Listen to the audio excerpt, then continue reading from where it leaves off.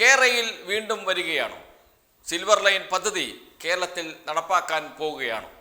ഒരു കാലത്ത് കേരളത്തിൽ വലിയ ചർച്ചാ വിഷയമായിരുന്നു കേരളയിൽ പദ്ധതി. കേരളയിൽ പദ്ധതി കേരളത്തെ സർവനാശത്തിലേക്ക് നയിക്കും എന്നൊക്കെ പറഞ്ഞു വലിയ പ്രക്ഷോഭമായിരുന്നു കേരളത്തിൽ നടമാടിയത്. UDF ആണ്, പ്രതിപക്ഷമാണ് സമരത്തിന് മുൻപന്തിയിൽ നിന്നത്. അവരുടെ പ്രശ്നം മറ്റൊന്നുമായിരുന്നില്ല. ദേശീയപാത വികസനം പൂർത്തിയാകാൻ പോകുന്നു. രണ്ടാം പിണറായി സർക്കാരിൻ്റെ കാലത്ത് കേരളയിൽ പദ്ധതി വരുന്നു. അതിൻ്റെ ഒരു 50% പൂർത്തിയാകുന്നു. അങ്ങനെ വന്നാൽ അടുത്ത 5 വർഷവും കേരളത്തിൽ UDFന് സാധ്യതയില്ലേ, ഭരിക്കാൻ പറ്റില്ലേ, ഭരണം കിട്ടില്ലേ എന്ന സംശയമാണ് കോൺഗ്രസിനെ സമരത്തിലേക്ക് നയിച്ചത്. അന്ന് ഒരു കോൺഗ്രസ് MLA സ്ഥാനാർത്ഥിയായിരുന്ന ഘട്ടത്തിൽ പറഞ്ഞ പ്രധാനപ്പെട്ട ഒരു വാക്യമുണ്ട്: ആർക്കാണ് ഇത്ര ധൃതി എന്ന്. ഇത് ഇപ്പോൾ ഓർക്കാൻ കാരണം, കഴിഞ്ഞ ദിവസം ചില വാർത്തകൾ കണ്ടു. എല്ലാ ദൃശ്യമാധ്യമങ്ങളിലും വാർത്ത വന്നു. പത്രമാധ്യമങ്ങളിൽ ചെറിയ വാർത്തകൾ മാത്രം വന്ന് അത് അങ്ങ് മാറി നിന്നു. ആ ദുരിതം അതുപോലെ മാധ്യമങ്ങൾ ജനങ്ങളെ കാണിച്ചോ എന്നത് മറ്റൊരു കാര്യം. എന്താണ് ഇതിന് പരിഹാരമെന്ന് മാധ്യമങ്ങൾ പറഞ്ഞോ അല്ലെങ്കിൽ വിദഗ്ധർ പറഞ്ഞോ എന്നത് മറ്റൊരു കാര്യം. ഇങ്ങനൊരു പ്രശ്നമുണ്ടാകുമ്പോൾ സ്വാഭാവികമായും വിദഗ്ധരെ തേടി പോകാറുണ്ട് മാധ്യമങ്ങൾ, അവരുടെ അഭിപ്രായങ്ങൾ തേടാറുണ്ട്. എന്നാൽ ഈ വിഷയത്തിൽ അത്തരമൊരു വിദഗ്ധരെ തേടിപ്പോവുകയോ അന്തിച്ചർച്ച നടത്തുകയോ ഒന്നും ചെയ്തില്ല മാധ്യമങ്ങൾ. അങ്ങനെ ചർച്ച ചെയ്താൽ എന്ന് വെച്ചാൽ മാധ്യമങ്ങളുടെ പൊള്ളത്തരം തുറന്നു കാട്ടപ്പെടും എന്ന് എല്ലാവർക്കും അറിയാം. കാരണം കേരളയിൽ വിരുദ്ധ സമരത്തിന് വെള്ളവും വളവും നൽകി പ്രോത്സാഹിപ്പിച്ചവരാണ് നമ്മുടെ മാധ്യമങ്ങൾ എന്ന് എല്ലാവർക്കും അറിയാം. പറയുന്നത് മറ്റൊന്നുമല്ല, യാത്രാ ദുരിതം തന്നെയാണ്, ട്രെയിൻ യാത്ര ദുരിതം തന്നെയാണ്. എല്ലാ ദിവസവും 1-2 പേർ തളർന്നു വീഴുകയാണ്. തിരക്ക് മൂലം ശ്വാസം കിട്ടാതെ കമ്പാർട്ട്മെന്റിനകത്ത് ആളുകൾ തളർന്നു വീഴുന്ന അവസ്ഥ. ജീവൻ പണയം വെച്ചിട്ടാണ് യാത്ര, തൂങ്ങിപ്പിടിച്ചാണ് യാത്ര. മണിക്കൂറുകളോളം ചില സ്റ്റേഷനുകളിൽ തീവണ്ടികൾ പിടിച്ചിടുന്നു. എന്തിന്? വന്ദേ ഭാരതിന് പോകാൻ. വന്ദേ ഭാരത് വന്നു കഴിഞ്ഞാൽ യാത്രാ ദുരിതം പരിഹരിക്കപ്പെടും, വന്ദേ ഭാരതാണ് കേരളത്തിൻ്റെ രക്ഷ എന്നൊക്കെ പറഞ്ഞ UDFൻ്റെ ഈ നേതാക്കളുണ്ട്, മാധ്യമങ്ങളുണ്ട്.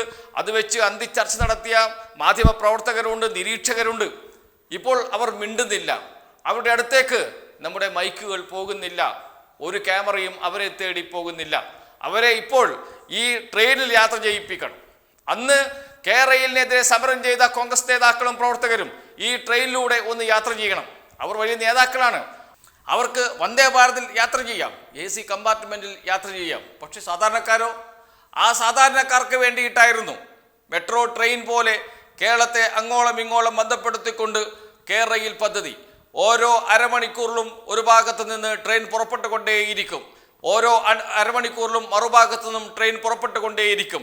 ടിക്കറ്റ് റിസർവ് ചെയ്യേണ്ട, പ്ലാറ്റ്ഫോമിലേക്ക് കയറുക, ടിക്കറ്റ് എടുക്കുക, യാത്ര ചെയ്യുക. ഇത്രയും സൗകര്യപ്രദമായ ഒരു സംവിധാനം കേരളത്തിൽ വന്നാൽ അത് എത്രമാത്രം ജനങ്ങൾക്ക് ഗുണകരമാകും, കേരളത്തിന് ഗുണകരമാകും എന്ന് പോലും കണക്കാക്കാതെ ആ പദ്ധതിക്ക് എതിരെ സമരം ചെയ്ത് മുടക്കിയവർ കേരളത്തിലെ UDF നേതൃത്വം ഇവിടെയുണ്ട്. കേന്ദ്ര സർക്കാർ സമ്മർദ്ദം ചെലുത്തി പദ്ധതി നടപ്പാക്കരുത് എന്ന് പറഞ്ഞ BJP നേതാക്കൾ, അന്നത്തെ കേന്ദ്രമന്ത്രിയായിരുന്ന V മുരളീധരൻ അടക്കമുള്ളവർ കേൾക്കണം, അവർ അറിയണം കേരളത്തിൻ്റെ ഈ ദുരിതം, ഈ യാത്രാ ദുരിതം.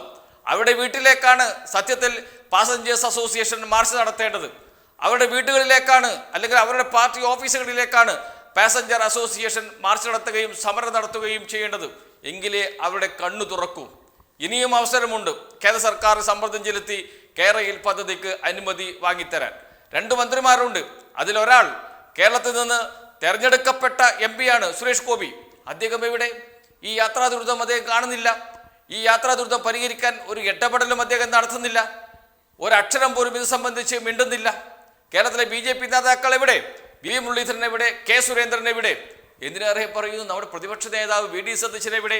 എല്ലാ ദിവസവും വാർത്താ സമ്മേളനം നടത്തി സർക്കാരിനെതിരെ കഴിഞ്ഞ കേരളയിൽ വിരുദ്ധ സമരത്തിൽ മുൻപന്തിയിൽ നിന്ന് സമരത്തെ നയിച്ച ആളാണ് VD സതീശൻ, കേരളത്തിലെ പ്രതിപക്ഷ നേതാവ്. അദ്ദേഹം ഇപ്പോൾ മിണ്ടുന്നില്ല.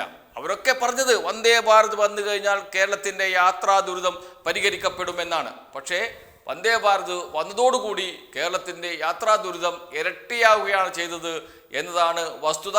വന്ദേ ഭാരത് യാത്ര ചെയ്യുന്നവർക്ക് സുഖമായി യാത്ര ചെയ്യാം, മറ്റുള്ളവരൊക്കെ ഓരോ പ്ലാറ്റ്ഫോമിലും കെട്ടിക്കിടക്കേണ്ട അവസ്ഥ, പ്ലാറ്റ്ഫോമിൽ കെട്ടിക്കിടന്ന് അവർക്ക് കൃത്യം ജോലിസ്ഥലത്ത് എത്താൻ കഴിയാത്ത അവസ്ഥ, കമ്പാർട്ട്മെൻറ്റിൽ ശ്വാസം കിട്ടാതെ പിടഞ്ഞു വീഴേണ്ട അവസ്ഥ.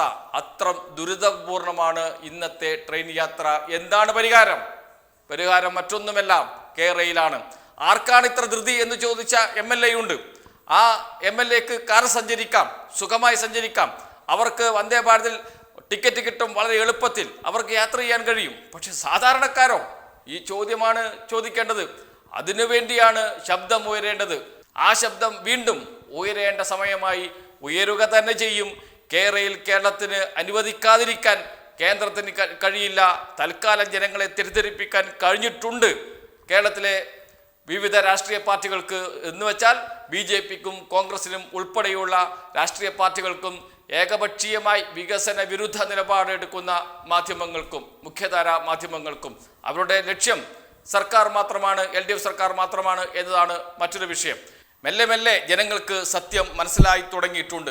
മാധ്യമങ്ങൾക്ക് സത്യം റിപ്പോർട്ട് ചെയ്യാതിരിക്കാൻ കഴിയാത്ത അവസ്ഥയിലേക്ക് വന്നിട്ടുണ്ട്. UDFൻ്റെയും BJPയുടെയും നേതാക്കൾ ഒരക്ഷരം പറയാതെ മാറി നടപ്പുണ്ട്. ഇതെല്ലാം മെല്ലെ മെല്ലെ മാറും. ജനങ്ങൾ രംഗത്തിറങ്ങുക തന്നെ ചെയ്യും. ഈ യാത്രാ ദുരിതം പരിഹരിക്കണം എന്നാവശ്യപ്പെട്ടുകൊണ്ട്